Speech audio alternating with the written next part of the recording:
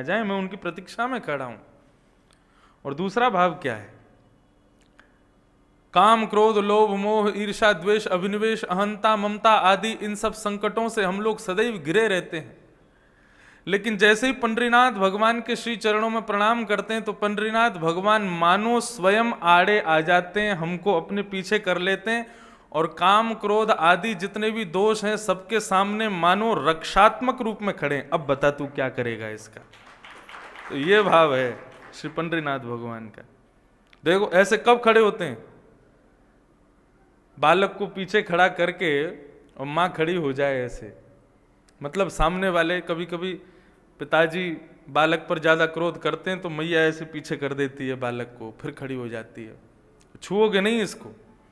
ठीक उसी प्रकार समस्त विपत्ति, आपत्ति, संकटों को सामने रख करके मानो पंडरीनाथ भगवान अपने भक्तों को पीछे खड़ा कर देते हैं और स्वयं खड़े हो जाते हैं। बोले देखता हूं मैं कौन इनके जीवन पर आक्रमण करेगा, कौन इनके भीतर दोष रूप प्रवेश करेगा। ऐसे ही श्री गिरधर लाल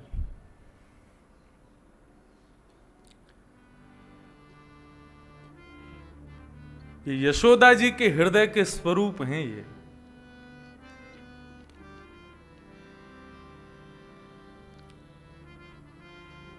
इंद्र के मान को मर्दन करने के लिए 7 दिन 7 रात्रि तक जब गिरिराज पर्वत धारण करके रखा,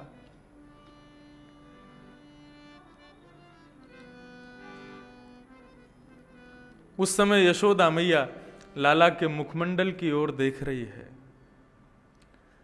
और कभी लाला की इकन्नी उंगली की ओर देखती है और इस स्वरूप को देख करके मैया को बड़ी घबराहट होती है। मैया गर्गाचार्य जी के द्वारा कहे गए वचनों को याद करती है। नारायण समो गुणई, ये आपका पुत्र नारायण के समान गुण वाला है। लेकिन यशोदा मैया को इस बात को सुनने में जरा भी सुख नहीं मिलता। मेरो लाला मेरो है, ये कोई नारायण ना है सके, ये कोई परब्रह्म ना है सके, ये कोई विष्णु ना है सके, ये तो मेरे हृदय को स्वामी है।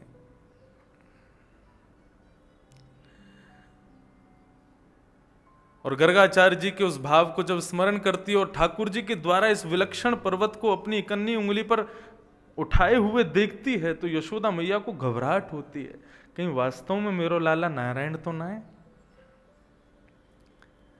कहीं मेरो लाला परब्रह्म तो ना है। फिर मन में विचार करती है नहीं नहीं ये तो मेरो लाला ही है, लेकिन फिर आता है कि ये परब्रह्म है। दोनों भाव मैया के हृदय में कुलाहल कर रहे हैं।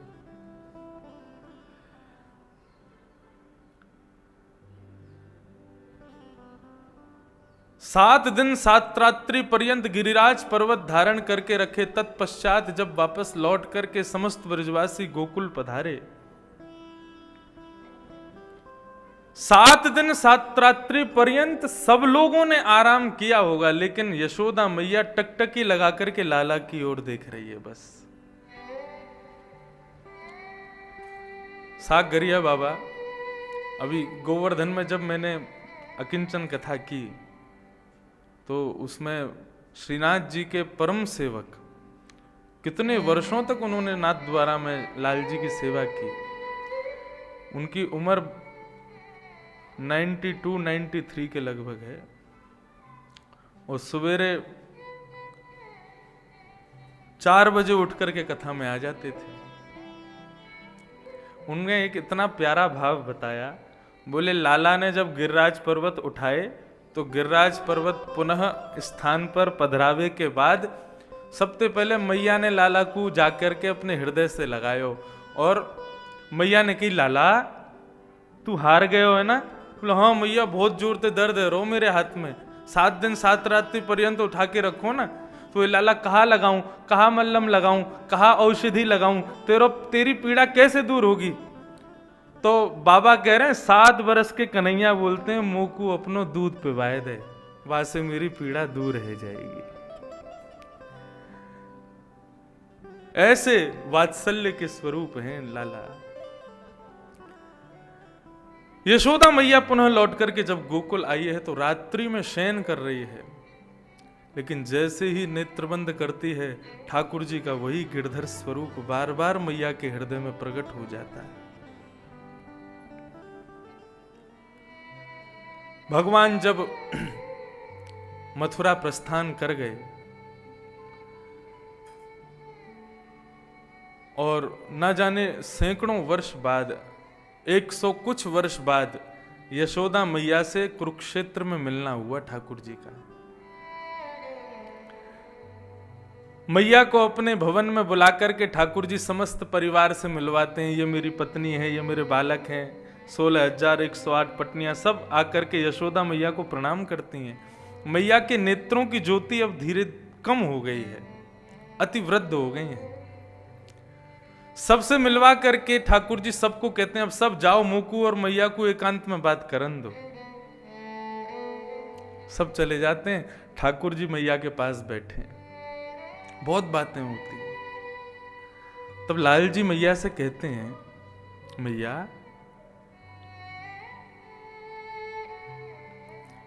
तू मोसों इतनो प्रेम करती कि जब भी मैं गैया चरावे जाता हूं, यदि नेक भी विलंब है जाते हो तो पूरे गोकुल में हल्ला मचा देती, पूरे वृंदावन ने अपने सिर पर उठा लेती, मेरो लाला कहां रह गए हो, कहां चलोगे, अभी तक क्यों ना आए हो। कालिया नाग को मारवे के काजे में जमुना जी में कूद गयो, तू मेरे विरह में मूर्छित है गई तू। मैं निरंतर यूं ही सोचता हूं कि यदि काउदना मैया को छोड़ के मैं चलो गयो तो मेरे विरह में प्राण त्याग देगी, लेकिन आज मैया इतने वर्ष है गए, तू अब भी बैठी है। मैं जादना ब्रज छोड़ करके गयो, वही दिना तेरे प्राण निकर जाने चाहिए, तू अभी तक जीवित कैसे है। तू मोसों इतनो प्रेम करे, मुझको बता, मेरे बगैर एक पल भी तो को चैन ना आतो, तू इतने वर्ष कैसे रही। यशोदा मैया के नेत्र सजल हो गए। ठाकुर जी सो कहे, एक तेरो निगोरो स्वरूप मेरे हृदय में अटक के बैठो है। मैं जब जब लाला अपने नेत्र बंद करूं या जब जब अपने प्राणन को परित्याग करवे को भाव रखूं, वो तेरो स्वरूप मेरे प्राणन को निकरन ना दे। ठाकुर जी ने कही, मैया कैसो स्वरूप है। तब मैया ने कही, मुंह को हृदय से लगा, मेरे हृदय से वो स्वरूप तेरे हृदय में दिखाई देगो।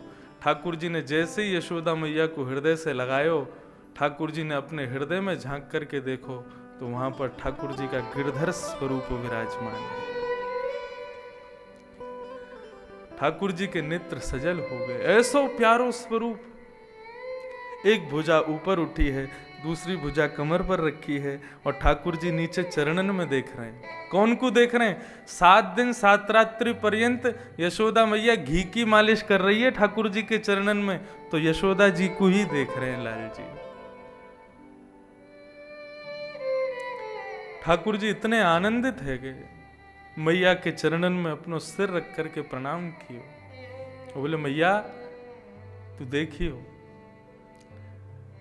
कलयुग में मेरो अवतार जब होगो सो होगो, लेकिन कलयुग के मानव सृष्टि को उद्धार करवे के काजे मैया स्वरूप को गिरिराज जी से प्रकट करूंगा। और वही यशोदा मैया के हृदय के स्वरूप इसी कलिकाल में श्री गोवर्धन पर्वत से श्रीनाथ जी के रूप में प्रकट हुए हैं। ये हैं श्रीनाथ जी, ये हैं गिरधर लाल।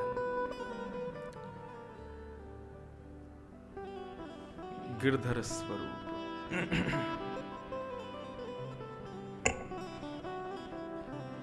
आज हमारे लाल जी 2 वर्ष के है गए हैं। आज शाम को खूब बड़े भाव आनंद उमंग के साथ में ठाकुर जी का जन्मोत्सव मनाया जाएगा। और आज तो बधाई हम भी खूब गाएंगे और खूब लुटाएंगे, खूब आनंद करेंगे, नाचेंगे, गाएंगे, उछलेंगे, कूदेंगे। ठाकुर जी हमारे 2 वर्ष के है रहे हैं आज। आप सब लोग भी समय से पधारो। सुबह कथा में तो सब आते हैं, शाम को उत्सव में भी परसों तक तो सब थे, कल थोड़े नहीं थे, तो हमें थोड़ी चिंता हुई कि लाल जी के स्वरूप को देख रहे कोई नहीं आया। कल तो किशोरी जी बन के बैठे हमारे लाला, इतने प्यारे लग रहे कि हम क्या बताएं।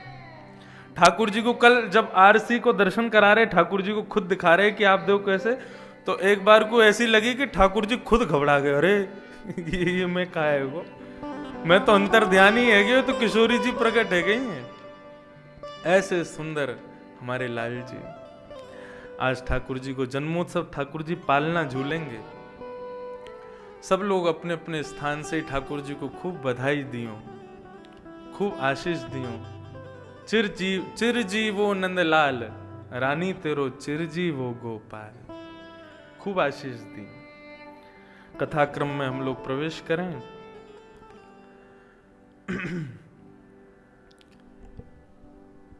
सूत सौनकादि ऋषि के मध्य में संवाद चल रहा है।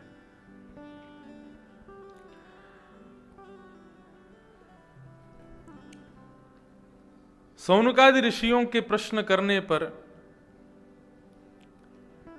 24 अवतारों के विषय में श्री सूत जी महाराज ने बताया। ठाकुर जी के अनंत अवतारों के विषय में बताते हुए श्री सूत जी महाराज कहते हैं, एते चांश कलह पुंस कृष्णस्तु भगवान स्वयं। भगवान के जितने भी अवतार हैं, भगवान के केवल 24 अवतार हैं, ये मानना नहीं चाहिए। अनंत अवतार हैं ठाकुर जी के। श्रीमद् भागवत के 11 स्कंद में लिखा है कि पृथ्वी पर मिट्टी के कणों को गिना जा सकता है, लेकिन ठाकुर जी की लीलाओं को और ठाकुर जी के अवतारों को नहीं गिना जा सकता। और जो इसमें प्रयास करेगा सतुबाल बुद्धि, वो बाल बुद्धि है, वो मंद बुद्धि है। अरे ठाकुर जी अनंत हैं, वो अभी भी, हम आप सब लोग यहां कथा सुन रहे हैं, वो अभी भी किसी ना किसी भक्त को कहीं ना कहीं पर कोई ना कोई लीला के रूप में दर्शन दे रहे हैं। किसी ना किसी भक्त वृंद के साथ में लीला अभी भी चल रही है ठाकुर जी की। उनके अनंत अवतार हैं। इस प्रकार 24 अवतारों का वर्णन करते हुए श्रीमद् भागवत का परिचय दिया कि इदं भागवतं नाम पुराणं ब्रह्म संहितं उत्तम श्लोक चरितं चकार भगवान ऋषि। ये भागवत नाम की एक श्रीमद् भागवतम नाम पुराण ब्रह्म संहितम, ये ब्रह्म संहिता है। संहिता किसे कहते हैं? सम्यक हितम यासा संहिता, जो सबका हित करे। केवल आपका हित हो रहा है ऐसा नहीं। आप यहां से निकल करके बाहर जब जाते हैं तो गेट से बाहर निकलते समय मार्ग पर चलता हुआ कोई व्यक्ति आपका पूरे दिन में दर्शन भी करता होगा ना, तो उसका भी कल्याण होता होगा। क्यों? बोले एक वैष्णव कथा श्रोता का दर्शन मिला है उसको। सबका हित करती है भागवत की कथा। यहां कथा में सुनी गई वार्ताओं को यदि आप किसी को जाकर के सुना भी दोगे तो उसका भी कल्याण होगा, आपके मुख से सुनने से भी कल्याण हो जाएगा। ऐसी हित करती हैं श्री भागवत संहिता। किसने निर्माण किया? बोले चकार भगवान ऋषि। भगवान श्री वेदव्यास जी महाराज ने सरस्वती नदी के तट पर श्रीमद् भागवत की रचना की है। क्योंकि कलयुग के प्रकोप को देखते हुए, कलयुग के द्वारा किए जा रहे मानवों के ऊपर अत्याचार को देखते हुए भगवान ऋषि ने विचार किया कि मानव कल्याण के लिए भागवत रचना होनी चाहिए। एक वेदम चतुर्विधम, पहले केवल एक ही वेद था, ओम वेदः प्रणव एवाग्रे। लेकिन मानव कल्याण हेतु श्री वेदव्यास जी महाराज ने उसको 4 वेदों में परिणत किया। ऋग्वेद, यजुर्वेद, सामवेद, अथर्ववेद। तब भी मन को शांति नहीं मिली तो पुराण लिखने शुरू किए। 17 महापुराण, 18 उपपुराण लिखे। तब भी मन शांत नहीं हुआ। तब श्री नारद जी महाराज का आगमन हुआ और नारद जी महाराज ने आकर के श्री वेदव्यास जी महाराज को उपदेश दिया। भवतानुदित प्रायं यशो भगवतो मलम् ये नैवासौ न तुष्येत मन्ये तद्दर्शनम खिलम्। आपने जितने भी पुराण लिखे, जितने भी ग्रंथ लिखे हैं, सब में चतुर्विध पुरुषार्थ की प्राप्ति ही आपने बताई है। चतुर्विध पुरुषार्थ किसे कहते हैं?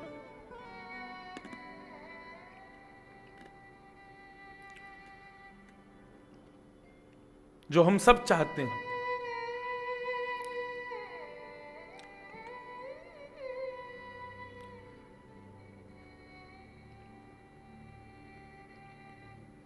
उन चतुर्विध पुरुषार्थों को तो व्यक्ति किसी भी उपाय से प्राप्त कर लेगा, परंतु चतुर्विध पुरुषार्थ से मुक्त करने वाले भगवान की प्राप्ति का आपने कोई साधन नहीं बताया। जिनको चतुर्विध पुरुषार्थ की प्राप्ति में कोई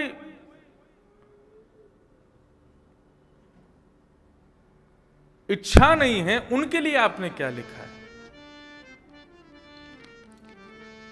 तब श्री नारद जी महाराज ने कहा कि भैया भगवत प्राप्ति के लिए कोई ग्रंथ लिखो और भगवत प्राप्ति में भगवान के दया स्वरूप, गुण स्वरूप का वर्णन करो, तब आपके हृदय को शांति मिलेगी। बोले कैसे ये सब संभव होगा? बोले समाधिनानुस्मर तद्विचेष्टितम्। समाधि में इतनी ताकत है, समाधि में इतनी सामर्थ्य है कि आप जो मन में विचार करेंगे सब प्राप्त होगा। भगवान की समाधि लगाइए और एक और ग्रंथ का निर्माण कीजिए जिसमें केवल धर्म, अर्थ, काम, मोक्ष नहीं होने चाहिए। इन सबसे परे भगवद प्राप्ति कैसे हो, ये भाव बताइए।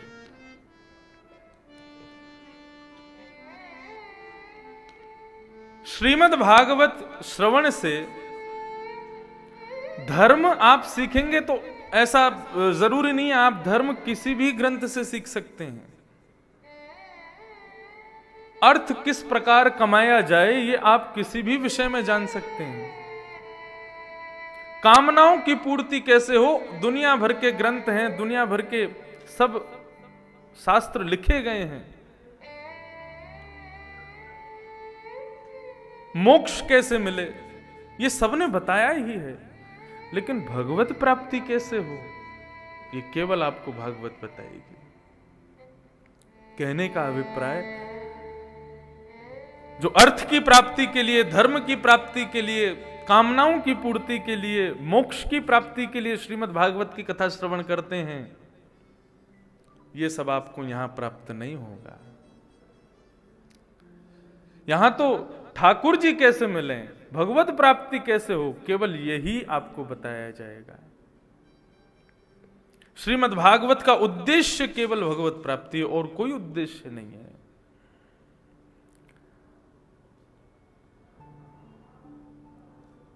पूज्य पिताजी महाराज की कथा में एक बार पूज्य श्री मुरारी बापू ने एक बड़ी अच्छी बात कही।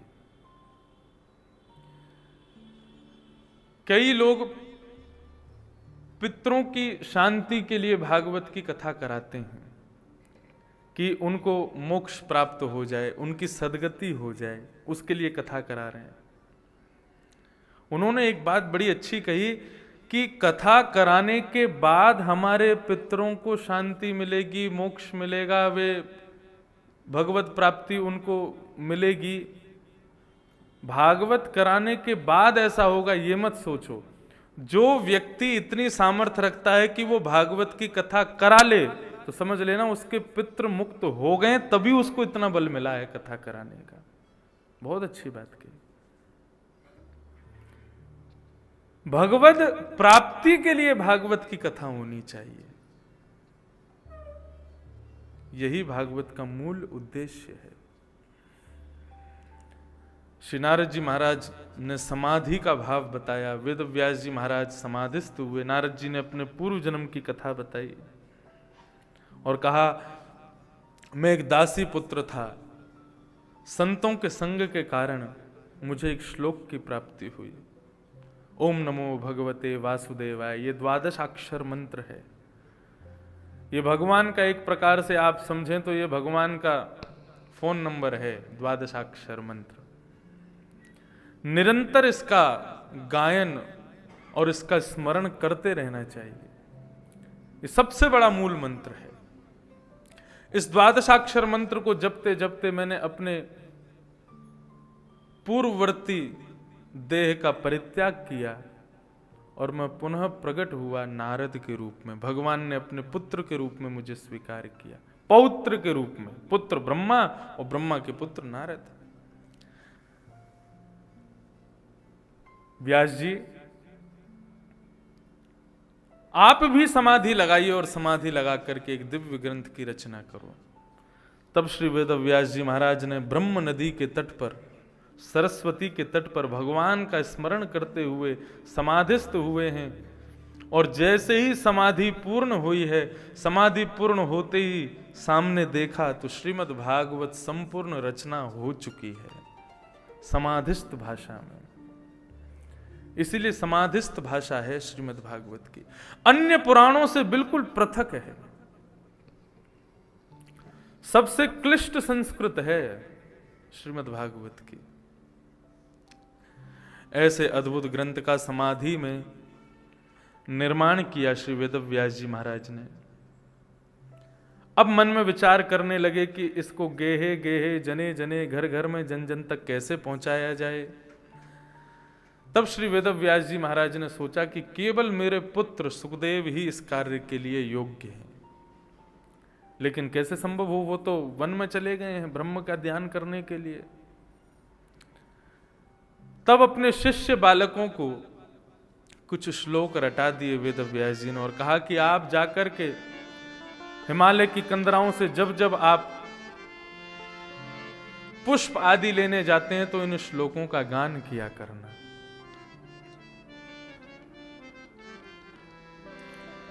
भगवत सेवा के लिए आप जो भी सामग्री इकट्ठी करते हैं,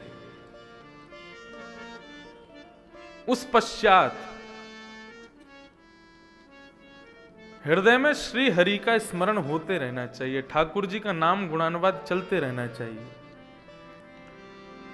ठाकुर जी के लिए माला लेने जा रहे हैं तो भी भगवत स्मरण हो, भोग सिद्ध कर रहे हैं तो भी भगवत स्मरण हो, ठाकुर जी के लिए थाली लगा रहे हैं तो भी भगवत स्मरण हो। ठाकुर जी की प्रत्येक सेवा की स्थिति में उन्हीं का ही स्मरण होना चाहिए। तो सेवा में कोई त्रुटि होगी नहीं, और यदि कोई त्रुटि बन भी रही होगी तो ठाकुर जी उसको सही कर देंगे। अब आपको कहाँ बताएं, हम क्या बताएं, विश्वास करेंगे तो ये बिल्कुल सत्य है। हमारे गिरधर लाल जी, उनके श्रृंगार में ठाकुर जी को 3 चीज अति प्रिय है: श्रृंगार, भोग और राग अति प्रिय है। तो हमारे गिरधर लाल जी की ठोड़ी पर हीरा विराजता है। अब वो इतना छोटा सा है कि कई बार कितने खो गए आज तक मुझे खुद नहीं पता। तो नियम हमारे घर की सेवा में ऐसा है कि सुबह श्रृंगार आदि तक की सेवा मैं करता हूँ, उसके बाद फिर भोग धरने की, ठाकुर जी के राजभोग की, उत्थापन की और संध्या आरती की सेवा हमारे आदि मित्र करते हैं। और रात्रि में शयन की सेवा भी उन्हीं की रहती है। मैं बस सुबह उठा करके ठाकुर जी का श्रृंगार तक की सेवा मेरी रहती है, बाकी 7 दिन तो पूरी सेवा ही मैं करता हूं। तो एक दिन लाल जी की हीरे की थोड़ी मिली, वो थोड़ी का जो हीरा है वो मिला नहीं मुझे। तो हमने खूब खोजा लेकिन नहीं मिला। अब एक्स्ट्रा जो थे वो भी सब खो गए थे। तो हमने कहा भाई आज एक काम करते हैं, लाल जी को ऐसे ही विराजमान कर दो, आज थोड़ी पे हीरा धराएंगे नहीं, घर में ही बैठे हैं, कौन सा कहीं बाहर जाना है। तो इस भाव से ठाकुर जी को विराजमान किया। अब मैं तो अपने आदि कार्यों में लग गया, अब राजभोग आदि की सेवा सब करते हैं। रात्रि में शयन करा करके जितना भी श्रृंगार होता है उसको एक कपड़े में रख दिया जाता है रात्रि में। ठाकुर जी का पूरा श्रृंगार नहीं बढ़ाना चाहिए रात्रि में, और पूरा श्रृंगार रखना भी नहीं चाहिए रात्रि में। थोड़ी का हीरा, माथे का तिलक, हाथ के कड़ूला और कानों में कुंडल, बस, और 2 माला गले पर, इससे ज्यादा श्रृंगार नहीं। वो भी किस लिए रखा जाता है? क्योंकि ठाकुर जी रात्रि होते ही जैसे हम शयन कराते हैं, हमारे लिए ठाकुर जी शयन कर गए, लेकिन वास्तव में समस्त गोपांगना और श्री किशोरी जी के साथ वो रास में प्रवेश कर जाते हैं। तो ठाकुर जी यदि उनका आपने श्रृंगार पूरा बढ़ा दिया, सब उतार दिया, तो फिर रास में जब जाते हैं तो किशोरी जी खूब डांटती हैं ठाकुर जी को, कैसे बन के आ गए हो, न को सज के भी नहीं आए, ऐसे ही आ गए हो मुंह उठा के। अरे कछु तो नेक तो श्रृंगार करे आते, तो कहीं किशोरी जी से हमारे लाल जी की डांट नहीं पड़ जाए, इसलिए थोड़ा श्रृंगार रखना चाहिए, और बाकी का श्रृंगार कपड़े में लपेट कर ठाकुर जी के पास ही रख देना चाहिए। अब वो जब जाएंगे उनको जो बढ़िया लगेगा उसको धारण करके चले जाएंगे। तो ठाकुर जी का हीरा वो उस दिन धराया नहीं। अब रात्रि में पूरा श्रृंगार रखा गया। दूसरे दिन जब मैं सेवा में आया तो रात्रि का पूरा श्रृंगार देखा तो उसमें ठाकुर जी का हीरा रखा था। हमने उस बालक को बुलाया, मैंने कि रात्रि में तुमने शयन कराया था? मैंने बोला हाँ। मैंने कहा ये हीरा कहाँ मिला? बोले लाल जी की थोड़ी पर रखा था। मैंने तो धराया ही नहीं कल। अब हम क्या श्रृंगार के बाद ठाकुर जी का चित्र भी लेते हैं, तो मैंने चित्र दिखाया, मैं देखो ये मेरा चित्र है, इसमें ठाकुर जी की थोड़ी पर हीरा नहीं है। उसने कहा महाराज जी ये राजभोग का चित्र, अपने फोन में दिखाया, उसमें ठाकुर जी ने हीरा पहना था। अब हम दोनों संकोच में, हमारे अलावा कोई आता नहीं लाल जी के पास, ये हीरा आया कहां से थोड़ी पर। हमने अपनी पूज्य माता जी से कहा, तो हमारी माता जी बोली कि लाला हमारे नाना जी की कृपा से हमको गिरिराज जी में, श्रीलाल जी की सेवा में खूब प्रेम है, खूब भाव है। उन्हीं के द्वारा बताए जाते थी लीलाएं, उसी से ही प्रेम बढ़ता था।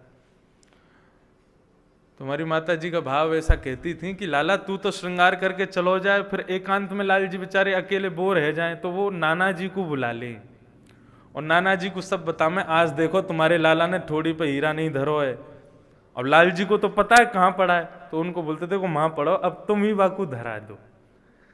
तो कहें लाल जी से यदि कोई तुमसे कोई त्रुटि सेवा में हो जाती है तो लाल जी वो नाना जी से पूरी करवा लेते हैं। और वास्तव में आज तक ठाकुर जी के श्रृंगार में कोई भी कसर रह जाती है, ठाकुर जी स्वयं पूरी कर लेते हैं। ये तो मेरा अनुभव है। तो ये कैसे संभव हो? ठाकुर जी की सेवा की पूरी प्रणाली में सर्वश्रेष्ठ क्या है? श्रृंगार कितना सुंदर आप कर रहे हैं वो जरूरी नहीं है, श्रृंगार करते समय हृदय के भाव क्या चल रहे हैं वो बहुत जरूरी है।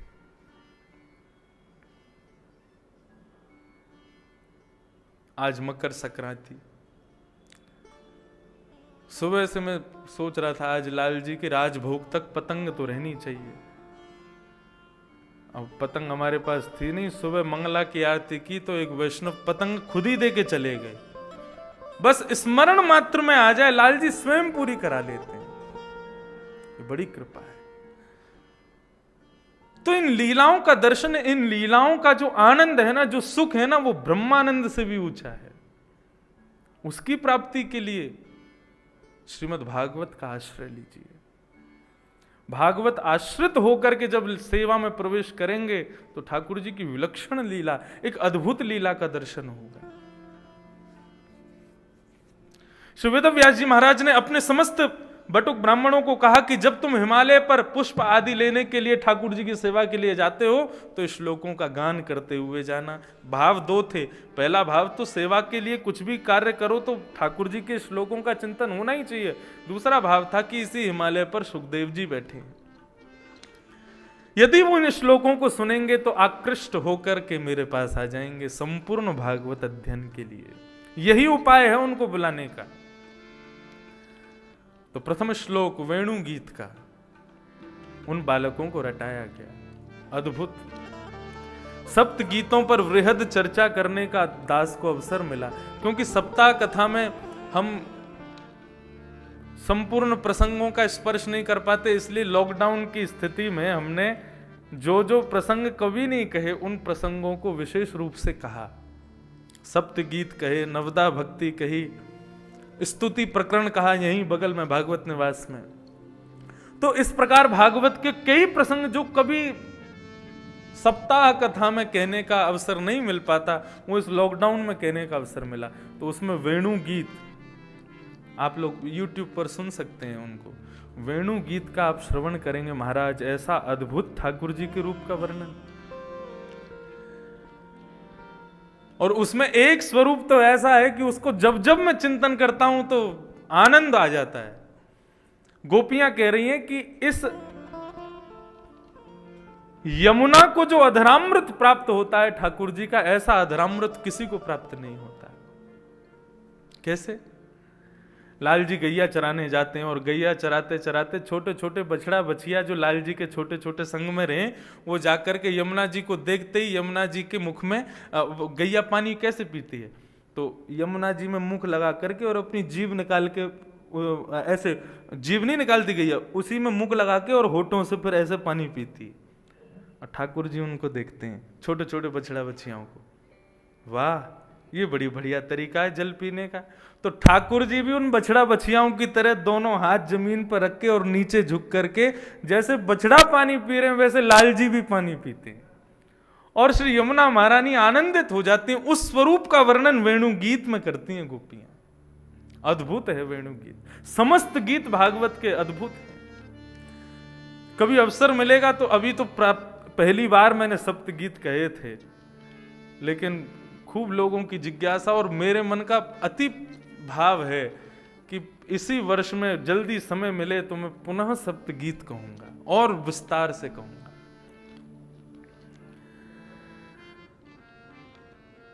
समस्त बालकों को वेणु गीत का श्लोक याद कराया। बरहा पीड़म नटवर वपु कर्णयो कर्णकारम विभ्रदवा सह कनक कपिसं वैजयन्तीं च माला रन्ध्रान् वेणो अधर सुधया पूरयन् गोपवृन्दै वृन्दारण्यं स्वपदरमणं प्राविशद गीत की।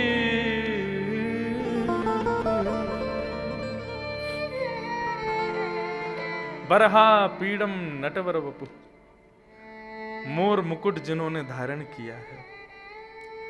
नटों में वर जो श्रेष्ठ है, नट किसे कहते हैं? जिसको देख करके आप एक बार में ही आकृष्ट हो जाते हो। मंच पर लोगों को आकर्षित करने के लिए जो पधारते हैं उनको नट कहा जाता है। लेकिन हमारे लाल जी कौन है? नटों में वर, यानी कि नटों में श्रेष्ठ।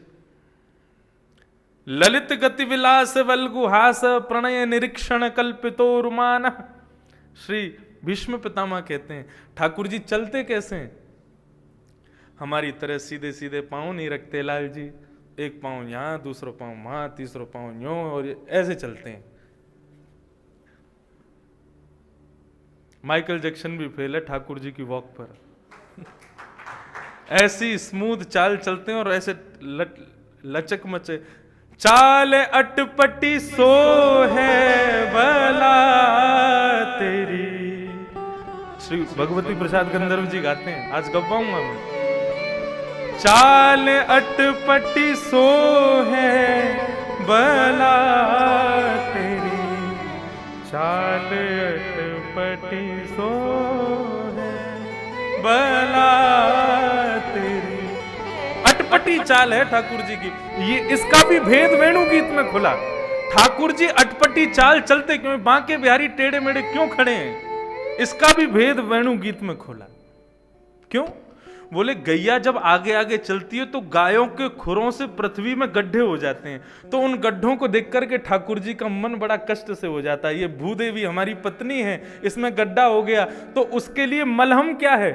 ठाकुर जी कह रहे हैं मेरे कोमल चरण ही तेरे लिए मलहम है। तो जहां जहां ठाकुर जी को गैया के खुरों के गड्ढे दिखते हैं वहां वहां ठाकुर जी अपने चरण रखते हैं, तो देखने वाले को लगता है कि ऐसे टेढ़े मेढ़े चल रहे हैं। लेकिन वास्तव में लाल जी पृथ्वी पर जो गायों के खुरों से गड्ढे हुए हैं, उन गड्ढों को ठाकुर जी सुख प्रदान कर रहे हैं। पृथ्वी को सुख प्रदान करने के लिए चलो। नटवर वपु कर्णयो कर्णकारम, कान दो हैं लेकिन कुंडल एक ही पहना है। और वो कुंडल भी कैसे, लाल जी को कभी कभी हम धराते हैं तो एक फूल केवल कान के ऊपर, यहां ये है कर्णयो कर्णकारम। और ठाकुर जी क्या करते हैं, अब ये भी एक नियम है, श्रृंगार आरती में वो फूल यहां होगा लेकिन राजभोग आरती में वो फूल यहां आएगा। क्यों? ये भी भाव पूज्य नाना जी बताते थे। बोले लाल जी क्या करते हैं, वन में जाकर के एक फूल को अपने कान में लगा लें, सो मधुमंगल श्रीदामा सब ठाकुर जी के हाथ पकड़ के चलते हैं।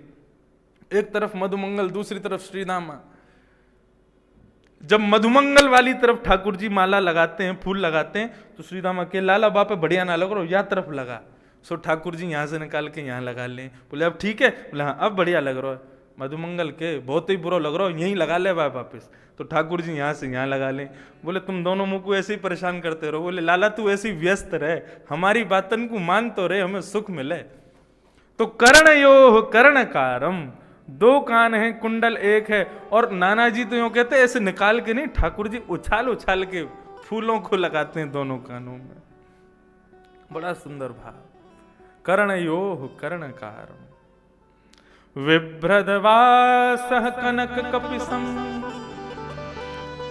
क्या पहने हैं? बोले पीली बगलबंदी पहनी है, पीली पीतांबरी पहनी है ठाकुर जी ने।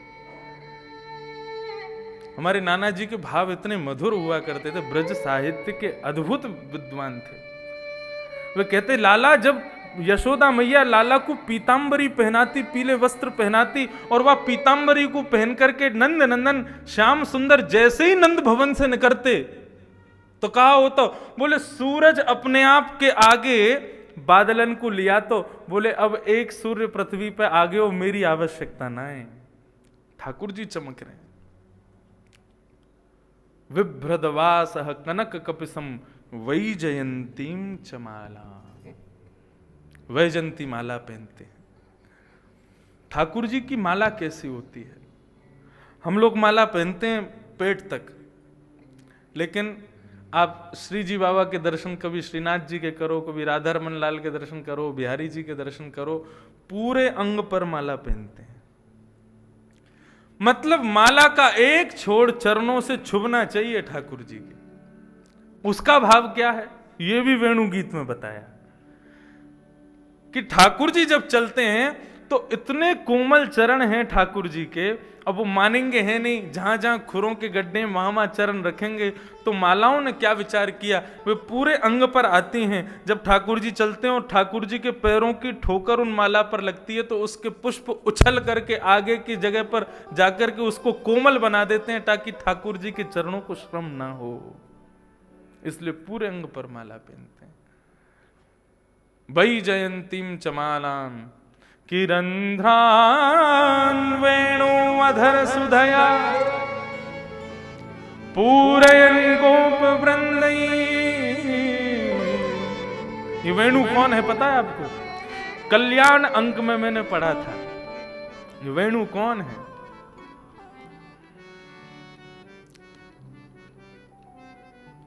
श्री रघुनाथ जी जब रावण का वध करके पुनः वापस लौट के अयोध्या आए तो उन्होंने भरत जी से पूछा कि हनुमान ने हमारी इतनी सहायता की है कि हम उसके ऋणी हो गए हैं। सावधानी से सुनिएगा, किसी भक्त का भाव है, बहुत सुंदर भाव है। हनुमान जी की हमने इतनी सहायता करी है कि हम उनके ऋणी हो गए। उनके ऋण को हम कैसे चुकावें, हमको समझ नहीं आ रहा, आप ही कोई उपाय बताओ। भरत जी महाराज बोले 14 वर्ष तक आप वन में थे तो हमारे प्रत्येक प्रश्न का उत्तर आपकी चरण पादुकाओं ने दिया। हमारे लिए प्रथम पूज्य आपके चरणार विंदों की पादुका हैं, तो हे रघुनाथ जी आपके संशय को भी पादुका ही दूर करेंगी, आप जाकर के उनसे आज्ञा लो। तो श्री रघुनाथ जी अपनी चरण पादुका जो 14 वर्ष तक अयोध्या की राज्य गद्दी पर विराजी थी, उनसे रघुनाथ जी पूछते हैं। हमारे प्रिय प्रेमी भक्त श्री हनुमान जी ने बड़ी सेवा की है हमारी,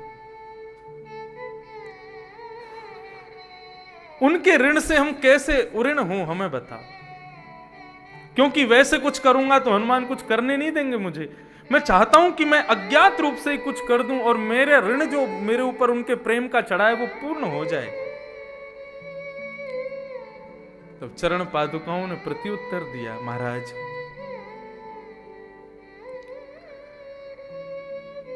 आप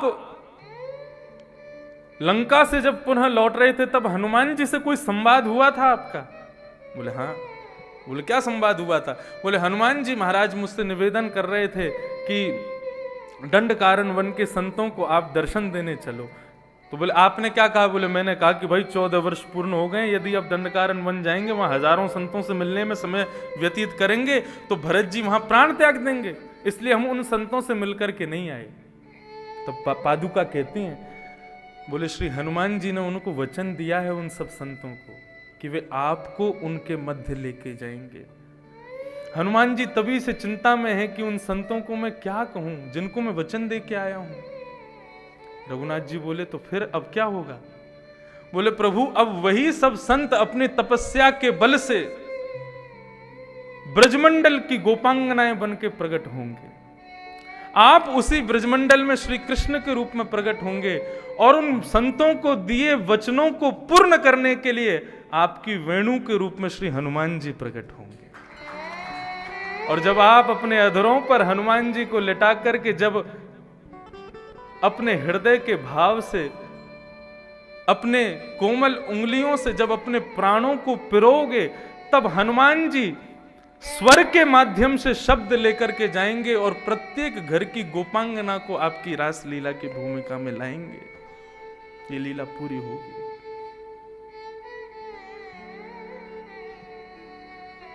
श्री रघुनाथ जी आनंदित हो गए। वंशी वैसे भी शंकर जी का स्वरूप है, शिव है, और वही शिव के अवतार श्री हनुमान जी।